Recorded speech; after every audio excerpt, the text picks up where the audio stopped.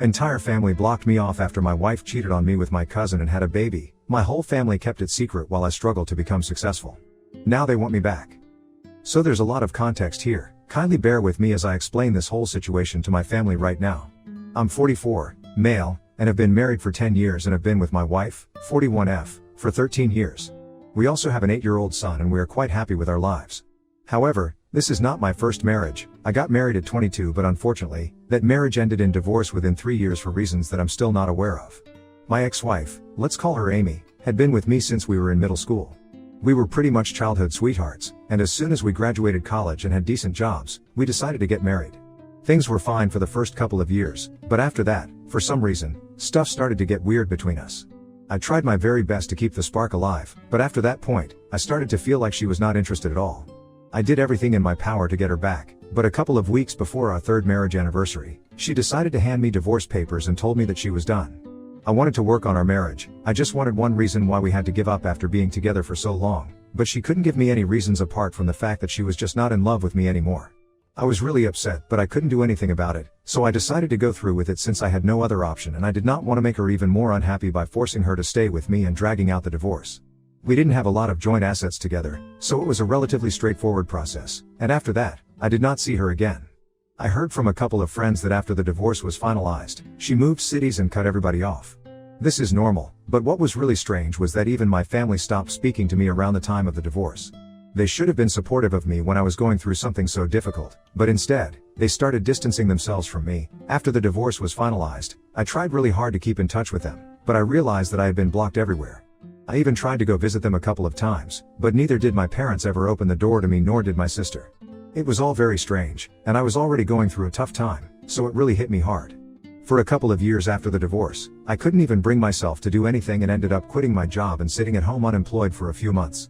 But I'm incredibly lucky that even in such difficult times, I had friends by my side, who decided to motivate me to do better and try to move on.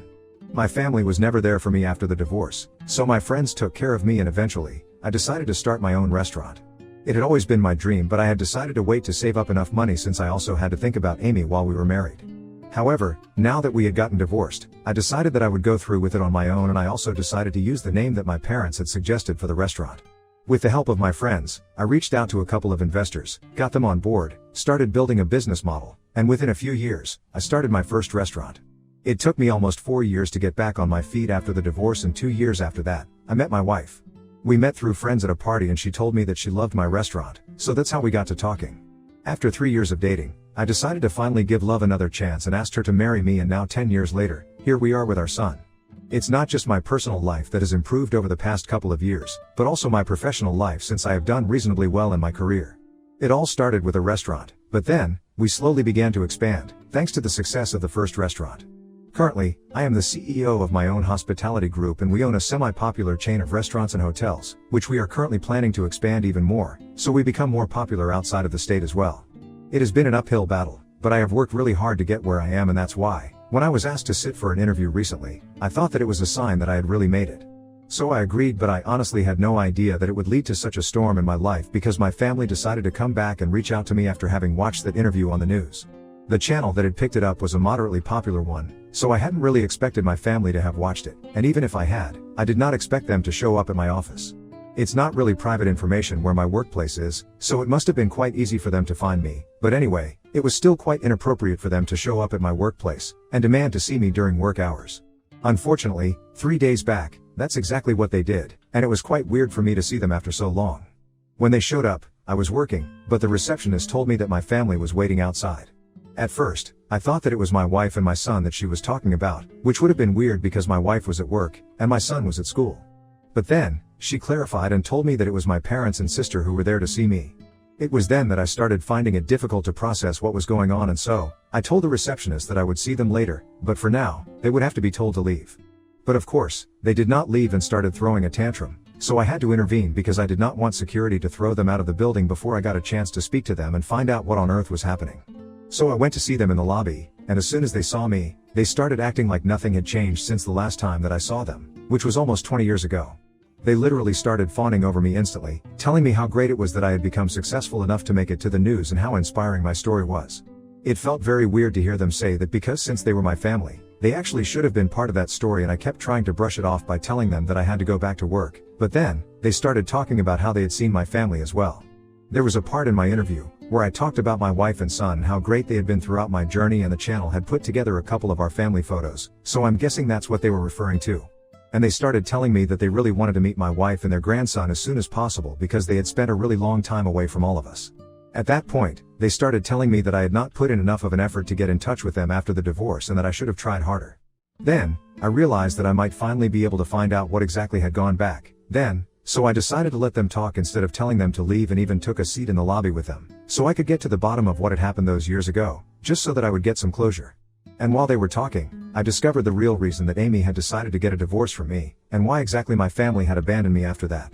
You guys might have figured it out by now, but yeah, Amy had been cheating on me, and I had never had a clue because my parents had been helping her cover it up all along. Don't judge them too quickly, though, since they had their reasons. At least, according to them, these were valid reasons to help their daughter-in-law cheat on their son.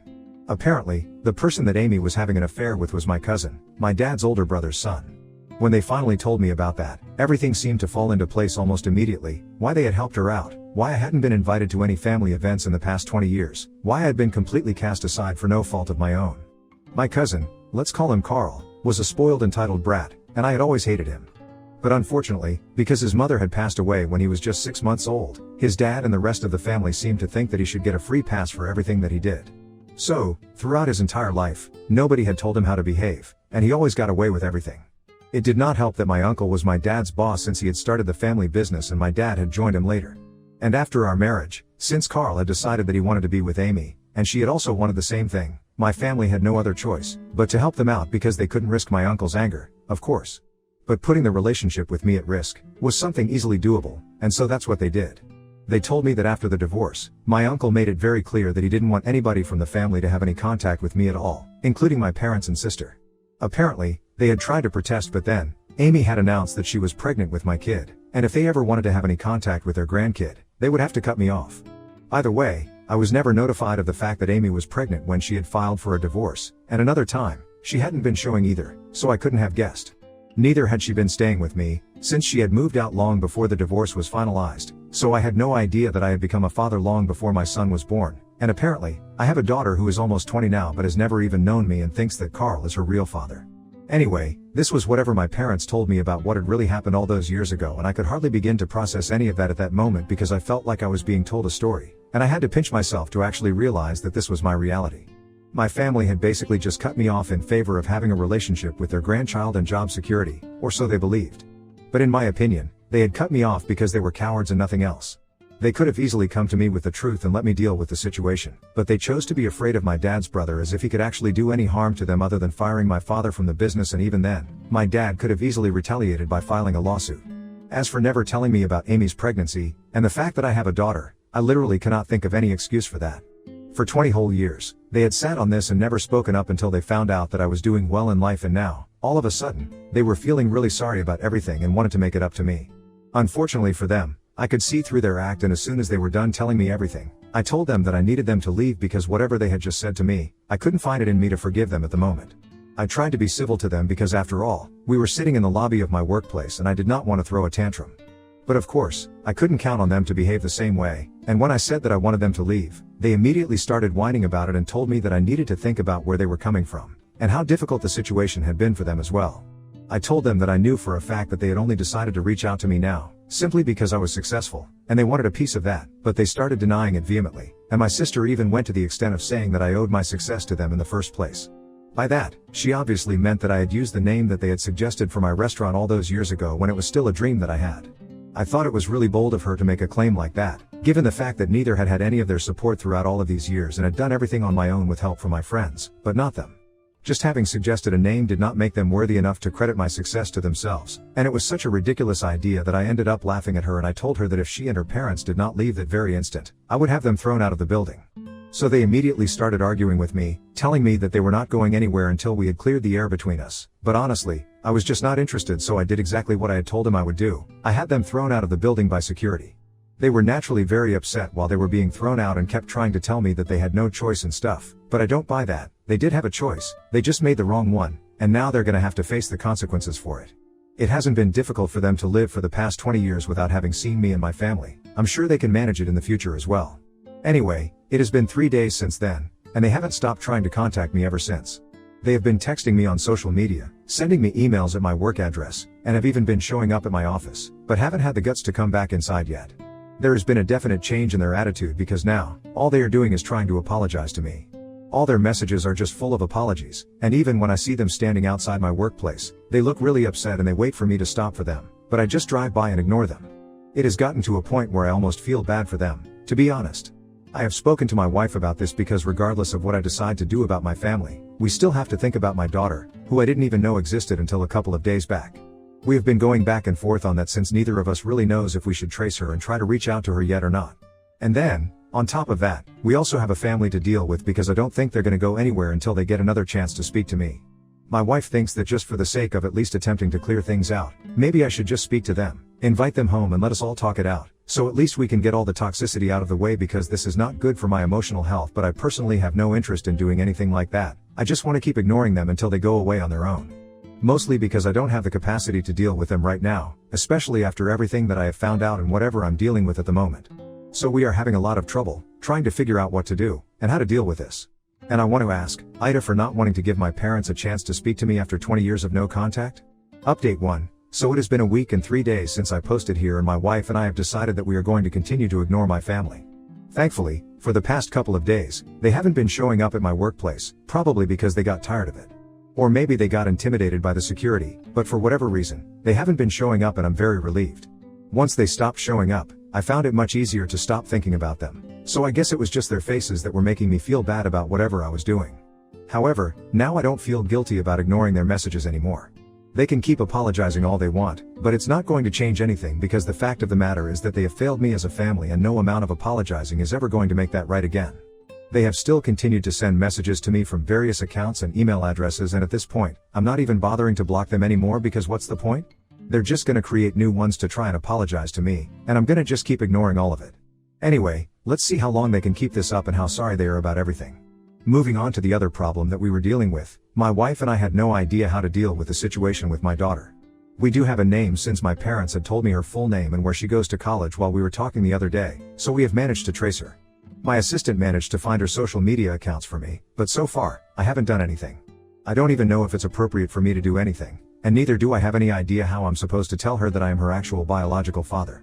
She is not a minor, so obviously, I can't just show up at Amy's house, demanding custody and stuff, and honestly, I would much rather not have her involved in this at all because after what I found out about her, I have lost all respect for that woman and my entire family. They are all just a bunch of spineless cowards, and I want nothing to do with them. But I can't say the same thing for my daughter because no matter who she has been raised by, she is still my flesh and blood. Anyway, if anybody has any advice on how to go ahead and talk to her about this or whether I should even be doing that or not, please let me know. Also, thank you to everybody who responded to my original post and commented on it. It was really helpful, and I'm hoping that you guys can help me out once again here now. Update 2. Hey, so after going through the comments, on my update from 3 days back, my wife and I just decided to go for it. There was no point in waiting for the right time or the right opportunity to text my daughter, we just had to rip off the band-aid and be done with it. And because she lives in a different state and we don't think that it would be the right thing to do to fly out to her, we decided to send her a message first and see how that goes. So, we reached out to her on Instagram, explained everything to her as nicely as we could, and now we are waiting for a response from her.